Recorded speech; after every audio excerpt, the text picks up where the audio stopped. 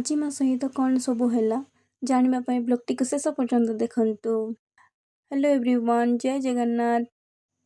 ଯେଉଁମାନେ ମୋ ପୂର୍ବ ଭିଡ଼ିଓଟାକୁ ଦେଖିଛନ୍ତି ସେମାନେ ବେଶ ଭଲ ଭାବରେ ଜାଣିପାରୁଥିବେ ଯେ ମୁଁ କ'ଣ କହିବାକୁ ଚାହୁଁଛି। ରାତି 12ଟାରେ ଆମେ ରାୟଗଡ଼ା ଟ୍ରେନ୍ରେ ଚଢ଼ି ପଡ଼ିଲୁ। ତାପରେ ମୋତେ ବହୁତ ଜୋରରେ ନିଦ ଆସିଲା, ମୁଁ କିଛି ବି ଭିଡ଼ିଓ କରିପାରିଲିନି। ମୁଁ ସିଧା ଶୋଇପଡ଼ିଲି। ସକାଳୁ ଉଠିକି ଦେଖିଲା ବେଳକୁ ଆମେ ବ୍ରହ୍ମପୁର ଷ୍ଟେସନରେ ପହଞ୍ଚି ଯାଇଛୁ। ଆଉ ମର୍ଣ୍ଣିଂ ଭିୟୁଟା ବହୁତ ହିଁ ସୁନ୍ଦର ଲାଗୁଥିଲା। ଦେଖନ୍ତୁ ସାଙ୍ଗମାନେ, ମାନେ ଗ୍ରୀନ୍ ହେଇକି ବହୁତ ହିଁ, ମୁଁ ତ ଟ୍ରେନ୍ରେ ବହୁତ ଏନ୍ଜୟ କରୁଥିଲି। ତାପରେ କିଛି ସମୟ ପରେ ମୋ ଦିଦି, ଭାଇ, ଜିଜୁ ସମସ୍ତେ ଉଠି ପଡ଼ିଲେ।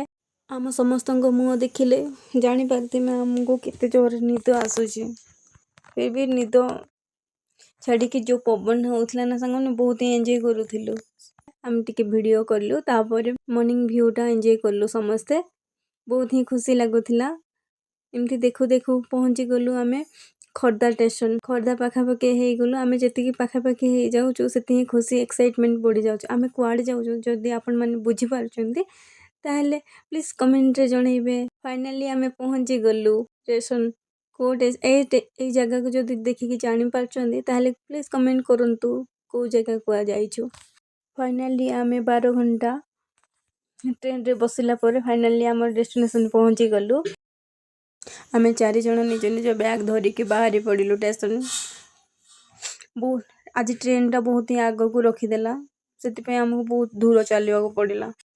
ଦିନ 12ଟାରେ ଯେମିତି ଖରା ହେଉଥିଲା, ଚାଲିବା ପାଇଁ ବିଲକୁଲ ହିଁ ଇଚ୍ଛା ହେଉନଥିଲା।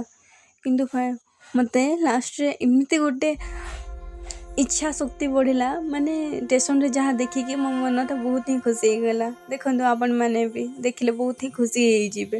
ଷ୍ଟେସନରେ ଗୋଟେ କୁନି ରଥ ଥିଲା, ସେଇଠି ଜଗନ୍ନାଥଙ୍କୁ ଦେଖି ବହୁତ ଖୁସି ହେଲା। ଫାଇନାଲି ଆମେ ପହଞ୍ଚି ଗଲୁ ବଡ଼ଦାଣ୍ଡ। ଜୟ ଶ୍ରୀ ଜଗନ୍ନାଥ।